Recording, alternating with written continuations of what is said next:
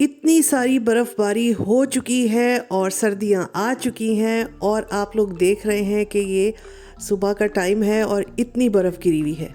तो सबसे पहले मैंने जो है बाहर झांक कर देखा है और मैंने कहा चलो जी, विंटर की पहली बर्फ़बारी हो गई है। अस्सलाम वालेकुम, सलाम दुआ मैंने की ही नहीं और मैं अपनी बातों में लग गई। कैसे हैं आप लोग मेरी ब्यूटीफुल लेडीज़, कैसी हैं? उम्मीद करती हूँ आप लोग भी खैरियत से होंगी। अल्हम्दुलिल्लाह हम लोग भी खैरियत से हैं।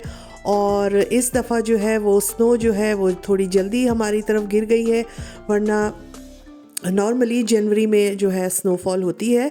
और ये अभी एक नहीं 2 दिन पुराना ये जो है वीडियो बनी हुई है और अच्छी खासी हम जब सुबह सोकर उठे तो हमने देखा कि बर्फ़ गिर चुकी है और इस वक्त भी बहुत हल्की हल्की सी, जैसे बारिश नहीं होती है इस तरह की जो है वो स्नो गिर रही थी। बहरहाल जर्मनी में जो है सर्दियों की बहुत हार्ड लाइफ है, बहुत ज़्यादा।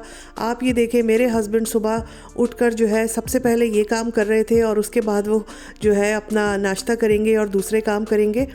और यहाँ पर जो है बस अब मैं अपना काम स्टार्ट कर चुकी थी और ये काफ़ी दिन पहले मैंने ये मंगा के रखा हुआ था, सिलिकॉन का ये जो चमचे डोइयों का सेट है और अभी तक यूज़ नहीं हुआ था। मैंने कहा लाओ इसको अच्छी तरह वॉश कर लें और फिर इसको यूज़ में लेके आएँ। तो मैं आप लोगों से यही कह रही थी कि जर्मनी की लाइफ वैसे तो देखने में बहुत अच्छी लगती है, अल्हम्दुलिल्लाह हर चीज़ अच्छी है भी, मगर कुछ चीज़ें यहाँ की जो हैं वो बहुत टफ़ है और बहुत हार्ड लाइफ है, स्पेशली विंटर्स में। अगर आप सुबह उठते हैं और आप देख रहे हैं कि भाई इतनी बर्फ़ गिरी है, तो ऐसा नहीं है कि आप उसको छोड़ के चले जाएंगे, आपको उसका रास्ता साफ़ करना है और सबसे ज़्यादा जो है फुटपाथ साफ़ करनी है। क्योंकि अगर आपके घर के सामने की फुटपाथ पर कोई बर्फ़ की वजह से गिर गया तो फिर उसकी जो है वो आपके ऊपर ज़िम्मेदारी आयद होती है, फिर केस होता है और फिर बहुत सारी चीज़ें हैं जो आपको भुगतनी पड़ती हैं। तो लोग यहाँ पे अपने कामों पे जाने से आधे आधे एक एक घंटे पहले उठते हैं, सबसे पहले बाहर देखते हैं कि भाई अगर स्नो है तो वो अपने होफ की अपने जो भी उनका वो होता है सहन, उसकी सफाई करते हैं, फिर फुटपाथ की सफाई करते हैं और रास्ता बनाते हैं लोगों के गुजरने के लिए। नमक वगैरह भी डाला जाता है ताकि बर्फ़ जल्दी पिघल जाए और लोग स्लिप ना हो, क्योंकि यहाँ पर काफ़ी मुँह अंधेरे लोगों के जो है काम शुरू हो जाते हैं। 4 बजे से ट्रेनें चल जाती हैं, लोग अपने ऑफिसेज़ के लिए दूर दूर जाते हैं कामों के लिए, तो फिर उनको जो है अंधेरे में निकलना पड़ता है। और अगर आपके घर के सामने बर्फ़ है और उस पर कोई स्लिप हो जाए तो फिर बहुत मुश्किल हो जाती है। वैसे भी रास्ता साफ़ हो तो लोगों के लिए भी आसानी रहती है। तो जनाब ये सारी चीज़ें मैं आपको बता रही थी कि सर्दियाँ आती हैं, देखने में तो बड़ी खूबसूरत लगती हैं कि भाई विंटर्स आ गई, बड़ा प्यारा लग रहा है बर्फ़ गिरी हुई, मगर ये है कि साथ साथ जो है ये थोड़ा सा जो है ये काम भी करना पड़ता है।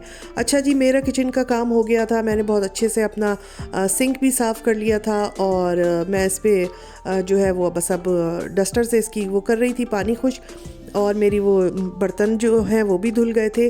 और आगे जो है वो बस अब मैं आपको यही दिखाऊंगी कि आज मेरा काफ़ी बिजी दिन गुजरा और सुबह उठ के पहले हमने ये सारे काम किए, नाश्ता किया और उसके बाद जो है हम बाहर निकले थे और अपने कुछ काम किए थे हमने। ये देखे जी, सफाई हो गई है, चमचम कर रहा है सिंक। और बस ये तो हर दूसरे दिन ही करना होता है, जिस दिन बहुत ज़्यादा मसरूफियत तो नहीं हो पाता है, वरना तो जब रोज़ ही आप बर्तन वगैरह धुलते हैं तो उसके साथ ज़रूर एक हाथ सिंक पर लगता है। और ये देखें, मैं आपको दिखा रही थी कि बाहर जो है ये पूरा उन्होंने एक ऐसा पाथ सा एक बना दिया है रास्ता कि हम इजीली गुज़र के गाड़ी तक जा सके और कोई स्लिप वगैरह ना हो। और बस मैं जल्दी जल्दी काम कर रही थी क्योंकि मुझे बाहर भी जाना था, दोपहर का टाइम हो रहा था, ये तकरीबन 12 बजे का। मैं बना रही थी पुलाव और मैंने पहले सोचा कि चिकन का सूप बना लूँ, फिर मैंने कहा नहीं पुलाव बना लेते हैं। तो बस मैं यहाँ पर पुलाव बना रही थी और चिकन मैंने डाल दी है, लहसुन अदरक और थोड़ी सी मैंने लाल मिर्ची भी डाली हैं और ये सब डालकर मैं उसको अच्छा सा भून रही थी। चावल मैंने पहले ही भिगो दिए थे और यहाँ पर ये हमारी गरम गरम यखनी भी तैयार है और पुलाव बन रहा था चिकन का। तो चावल मैंने डाल दिए हैं, बस अब जल्दी से पुलाव बने, मैं खाऊं और फिर मुझे निकलना था बाहर। तो मैं आप लोगों को यही बता रही थी कि बर्फ़ जब गिरती है तो बड़ा अच्छा लगता है। मैंने इंशाल्लाह प्रोग्राम बनाया है कि ऐसी हैवी स्नोफॉल जिस दिन होगी, कि जिस दिन बर्फ़ गिर रही होगी, तो मैं ज़रूर आप लोगों को दिखाऊंगी, और अगर हो सका तो बाहर जाकर भी दिखाऊंगी।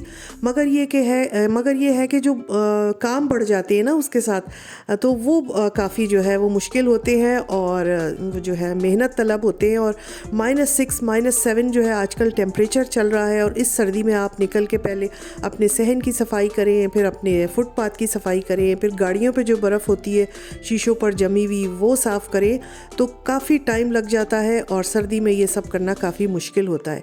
तो बहरहाल अब ये लाइफ है यहाँ की, इसको हम चेंज नहीं कर सकते, सर्दियों को भी नहीं हम बदल सकते। तो यहाँ पर जी बातें करते करते पुलाव जो है उधम सा वो तैयार हो गया है। बस अब मैं चावल निकालूंगी और मैं खाऊंगी।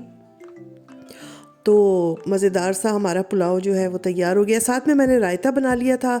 मैंने दही में ही थोड़ी सी लाल मिर्च, नमक और चेरी टोमेटोज़ मैं लाई थी वो, और मेरे पास थोड़ी हरी प्याज रखी थी वो, और थोड़ी सी हरी मिर्चें काट कर जो है अच्छा सा मैंने रायता बना लिया था। तो बस अब जल्दी जल्दी हम पुलाव खाएंगे, और उसके बाद फिर हम बाहर निकलेंगे।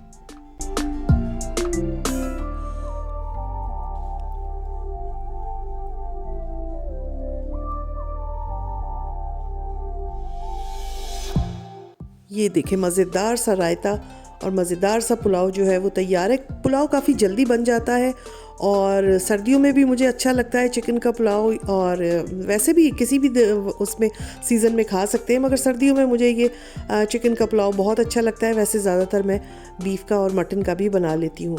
अच्छा जी, हम लोग आ गए थे मार्केट में, और यहाँ पर मैंने देखा एक कॉर्नर पर इतने खूबसूरत ये क्रॉकरी लगी हुई है। ये क्रिसमस के हवाले से इन्होंने स्पेशल जो है कॉर्नर बनाया हुआ था, जिस पे सारी चीज़ें रेड और ग्रीन कलर में ज़्यादातर थी। रेड कलर बहुत ज़्यादा नुमाया था, और बहुत खूबसूरत इन्होंने यहाँ पे डेकोरेशन की चीज़ें, और कॉफ़ी मग्स और क्वार्टर प्लेट्स, और जो उसके सीरियल्स के बोल्स वगैरह होते रखे हुए थे, मुझे बहुत ही अच्छे लग रहे थे देख के। मैंने सोचा आप लोगों को भी दिखाती हूँ। और आजकल क्योंकि क्रिसमस का टाइम करीब है, तो यहाँ पर मार्केट्स में डेकोरेशन भी उसी के हिसाब से होती है, फिर बहुत सारी चीज़ें भी उसी हिसाब से नज़र आती है। देखें कितनी खूबसूरत प्लेट्स हैं, और लोग लेते भी हैं। जाहिर सी बात है कि जो लोग क्रिसमस मनाते हैं तो वो अपने घरों को उसी हिसाब से डेकोरेट भी करते हैं, इस किस्म की चीज़ें लेते हैं, डेकोरेशन पीसेस लेते हैं।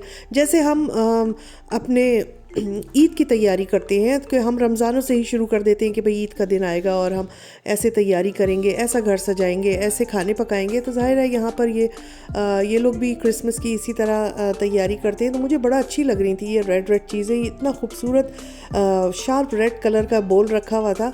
तो मैं यही देख रही थी।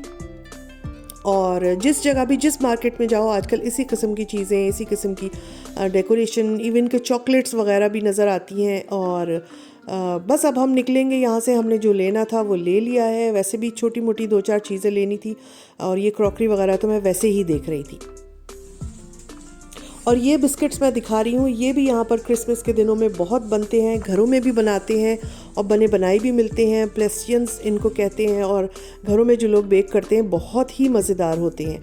तो ये देखें, चॉकलेट्स वगैरह भी इसी तरह की आई हुई थी। तो बस यहाँ पे भी हम आ गए थे हमने थोड़ी बहुत चीज़ें लेनी थी, और उसके बाद अब घर रवानगी होगी। और बस इसी तरह करते करते मेरे 2-3 घंटे गुजर गए थे। और यहाँ पर मैंने कुछ गोश्त, कुछ दही और धनिया, पुदीना, हरी मिर्चें वगैरह ली हैं खाने बनाने के लिए। और अब मेरी जो है वो घर की तरफ वापसी हो रही है। कैसा लगा है आपको आज का व्लॉग ज़रूर बताइएगा। अगले किसी व्लॉग में फिर मिलूँगी, और इंशाल्लाह अपना ख्याल रखिए, मुझे भी दुआओं में याद रखिए। अल्लाह हाफिज़।